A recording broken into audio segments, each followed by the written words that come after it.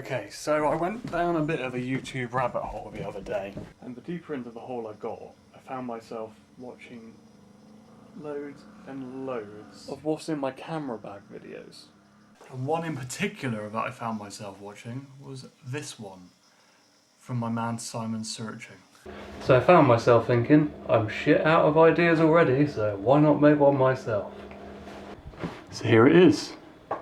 What's in my camera 2025. I figure let's start in the back pocket, where I literally keep one thing, and it's this. My field notes, with a tiny little pen, unscrews, pops together. I think it looks quite cool.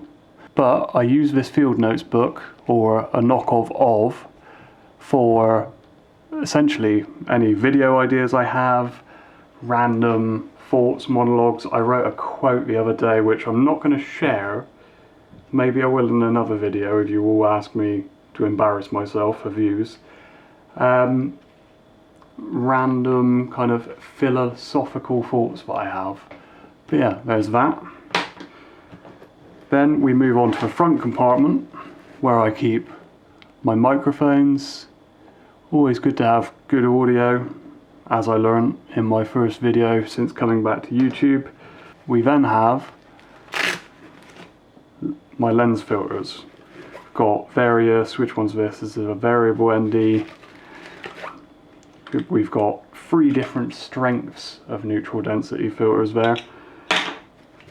And I believe, yeah, that's a CPL filter. But my favourite one is this bad boy. This isn't actually a filter. This is one of those really cheap lenses that they've pulled out of a point and shoot film camera from years gone by. And you just slap it on the front. I don't often really get to use it anymore because it goes on the front of the Sony, which is the camera filming me right now. And yeah, unfortunately, it doesn't get used a lot. However, it's still a fun little thing. Let's chuck that out the way. What else have I got in here? I've got some interesting looking batteries. That will give a little indicator for anybody that's a nerd like me on what else could be in there. And subsequently, there's a dead one, and I've got my Fujifilm, actual branded Fujifilm batteries. But that's just my odds and sods basically, all the crap and lens covers in there. Now we get to the fun bit, the bit that everybody actually cares about. This year I've gone for this 10 litre K&F concept sling bag, mainly because I was carrying around a backpack all the time. I'm quite rugged with my filmmaking gear in the sense that if it can't keep up with me, I don't want it. I'm not very delicate, I don't baby it, pander it. It goes in a bag, it gets slinged in there, and it deals with it. And it ends up being a bit more scuffed. It doesn't have as good of a resale value, for instance, but that's not what I want to do with my cameras. So everything is kind of just wedged into this 10 litre backpack, alongside me carrying my very lovely Stanley water bottle. But tangents aside, at the very top we have the Sony Handycam, which you saw me film on at the beginning of this video, which I haven't closed the lens cover. This just adds a little bit of je ne sais quoi, you might say, into the videos. There's a certain nostalgia that you get, and obviously I'm trying to emulate it. I'm struggling with words together. Bear in mind, I have an 11-year-old boy, a 5-year-old girl, and a 5-month-old boy. So I'm a little bit sleep deprived. This just adds that extra little bit of nostalgia to the videos that you can't quite emulate with the Fujis. And I personally think brings people more into the story of what you're trying to create, hence why I did it at the beginning. This box right here oh, bollocks, I mean bugger, is a bunch of tiny little filters, which takes us nicely on to the next one, which is my most recent purchase. This is a DJI Mini 2. I'm going to make a video on this very soon because I believe this was the cheapest, and when I say cheapest, I mean the cheapest DJI drone in the UK as of the time of the purchasing it. I say that because I went on MPB, and as anybody knows who uses MPB, the photos on every single listing, or each and every listing, is the actual product for sale. Now this was listed as a Mini 1, and it was half the price of all the others with a Fly More combo. However, I noticed on the arm, you can maybe just about make it out, it says Mini 2. And that put it at a third of what the Mini 2s were going for. And I figured I'd pick it up. You then, on top of that, the remote, nice and simple. Phone goes in there, cable plugs into the phone. Bone apple tea, as my nan used to say. Now, we have got some stand-ins because currently, this bad boy is what's in here. However, you're not going to stay. I'm telling you this. We have the X Pro 3. Let's move that out of the way so you can actually see it a bit better. This is genuinely my favourite camera I've ever shot with. Personally, I love the funky screen that shows you film emulation. It just makes me feel giddy inside. It's currently paired with the 27mm 2.8 TT Artisan's pancake lens. That gives us about a 40mm equivalent. So this will be kind of my run and gun lens that will replace this bad boy with shooting the top down at the moment. But because this is broke, you're taking its place in the bag for now. And then finally, on top of that, we have my Ricoh R1 point and shoot film camera. Genuinely, I bought this off of Buy, one of the auction websites.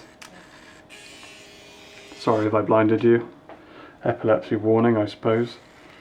I bought this bad boy off of one of the auction sites on Buy, and it really was just like 30 quid. And they were going for over 100 on eBay at the time in the UK, I believe. And it had a problem with the top display. This wasn't projecting out properly, so you kind of had to half press the button and it would start coming out, and hopefully you didn't take a random photo. But I just love the form factor of it. It can literally slip into my pockets. And it takes actually quite incredible pictures. Right now I have some 400 speed black and white film. I can't actually remember what it was. Was it Ilford? It's probably Ilford. And that is basically everything that goes in my camera bag, as you can see.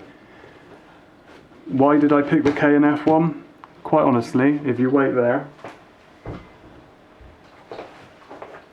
I bought this Vans kind of fanny pack, sling bag type of bag for the exact same purpose I did that K&F, but I underestimated how small it is, so everything was packed in there way too tightly and it was digging me in the side, and I just wasn't very happy.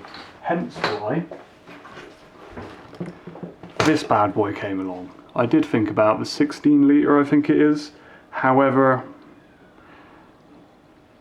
I still wanted to keep it relatively compact. Now on top of that, there are some additional items that I carry around. I tend to have a roll of this blue electrical tape, black electrical, red electrical, whatever really. That just is handy if you ever just need to strap something to a wall or a tree or a pole. Mint. Also, within my pockets, I've got the iPhone 16 Pro, I believe it is. That's a message from Lauren. Do not look at that. Like I said, we've got the water bottle, and I generally have like a little pocket knife, which unfortunately is in my tool bag and not available. And then I just keep tiny little bits, like these little screwdrivers, perfect size, undoing screws on your camera, and lets you get away with it. And that essentially is what is in my camera bag. This year I went for a much more minimal approach to the carrying stuff around. I know you've heard James Popsis, all these other bigger YouTubes say about how you get analysis paralysis, and it wasn't even that for me. It was the fact that I always carried around 2 focal lengths with me and everything like that, but the Sony camera just was getting a bit dull. But I'd also have my tripod, which is currently filming the Sony camera. Oh, don't mind this as well. It's I had no good place to store it, and I've got a stupidly hairy chest, so it wouldn't even stick to me when I tried. For me, it was just about getting away from having that big bag and cumbersome things, and I'd pack food and drinks and things. I want to be a much more discreet run and gun photographer this year going ahead, and the bag allows me to do that. I've taken it out several times so far, but it's quite amazing to me how much I can fit in there, and it's yeah, been nothing but a pleasure. If you want the link, I'll try to remember to put it down in the description, otherwise just beef at me in the comments and go, oi, where's the link? I know the audio quality is probably going to be really shit on this bit anyway, but I nearly forgot. Any of you wondering about the SD cards? Well, I don't know why this is still on my head. They're all in the cameras. I don't actually bring any spares, which I know some people will say makes me a madman. But a madman I am, I guess. Peace.